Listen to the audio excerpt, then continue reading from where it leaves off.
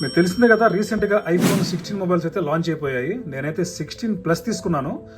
ఇప్పుడు మీకు విషయం చెప్పాలనుకుంటున్నాను. నేను వీళ్ళు కొత్తగా ఇన్నోవేషన్ అని చెప్పారు కదా, దాంట్లో మనకి యాక్షన్ బటన్ ఒకటి, దాంతోపాటు కెమెరా బటన్. నేను దీని గురించి మాట్లాడతాను ఇప్పుడు వీళ్ళు కెమెరా బటన్ ఇచ్చారు కదా. సో మీలో ఎంతమంది కెమెరా బటన్ యూజ్ చేసి ఫొటోస్ కానీ వీడియోస్ కానీ మీరు దిగుతారు, అది నాకు చెప్పండి కామెంట్ సెక్షన్లో. ఇక్కడ కెమెరా బటన్ ఇచ్చారు కదా, ఇంత ఓపిక్గా ప్రెస్ చేసి వీటిని ఇట్లా టచ్ చేసుకుంటూ లెఫ్ట్ అండ్ రైట్కి టైం వేస్ట్ చేసుకుంటూ నేను ఫొటోస్ దిగుతానా, వీడియోస్ తీసుకుంటాను. ఇది ఎప్పుడో పాత నోకియా ఎన్ సిరీస్ మొబైల్స్, కొన్ని నోకియా ఫోన్లు అయితే వచ్చిందనమాట ఈ కెమెరా బటన్ అనేది. జస్ట్ మనం క్లిక్ కోసమే దాన్ని మనం యూజ్ చేసేవాళ్ళం. దీంట్లో అడిషనల్ కొన్ని ఫీచర్స్ అయితే యాడ్ చేశారు. సో మనకి ఇంకా మెయిన్ మ్యాటర్కి వస్తే, మనకు అన్ని పనులు స్క్రీన్ పైన అయిపోతున్నాయి. మనం ఫొటోస్ తీసుకోవాలన్నా, వీడియో షూట్ చేసుకోవాలన్నా సరే మనకు అన్నీ కూడా స్క్రీన్ పైన ఈజీగా అయిపోతున్నాయి. నేను జూమ్ ఇన్ చేస్తున్నాను, జూమ్ అవుట్ చేస్తున్నాను. ఇక్కడ నేను ఎక్స్పోజర్ కూడా నేను కంట్రోల్ చేసుకుంటున్నాను. సో ఇలాంటివన్నీ కూడా మనకి స్క్రీన్ పని అయిపోతుంటాయి. ఇక్కడ ఈ బటన్ ఎందుకో నాకు అర్థం కాలేదు. ఏదో ఇన్నోవేషన్ చేయాలని చెప్పేసి ఆ శాంసంగ్ చూసి యాపిల్ అయితే మన మొహాన పడేస్తుంది అనిపిస్తుంది నాకైతే. ఇక్కడ చూడండి ఒకసారి, ఇట్లా ఫింగర్ పెట్టామనుకోండి, యాక్చువల్లీ ఇలా పెడతాం.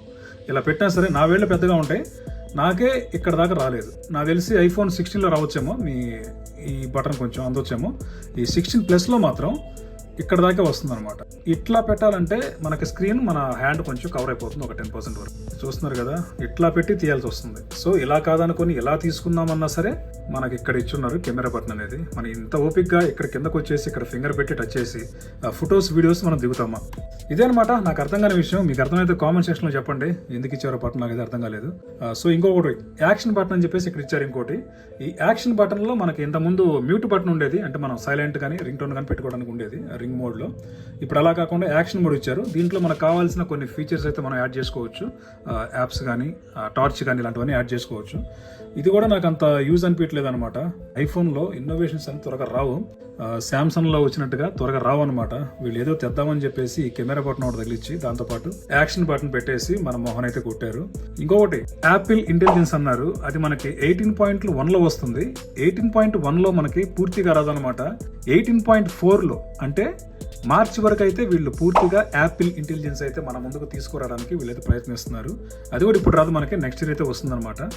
శాంసంగ్లో ఇప్పుడు 1 year బ్యాకే వచ్చేసింది ఏఐ అనేది, వీళ్ళు ఇంకా తీసుకురాలేదు. సో అదనమాట, నాకైతే నో యూజ్ అనమాట. ఇది జస్ట్ మనకి ఆప్షనల్ బటన్ మాత్రమే అవుతుంది.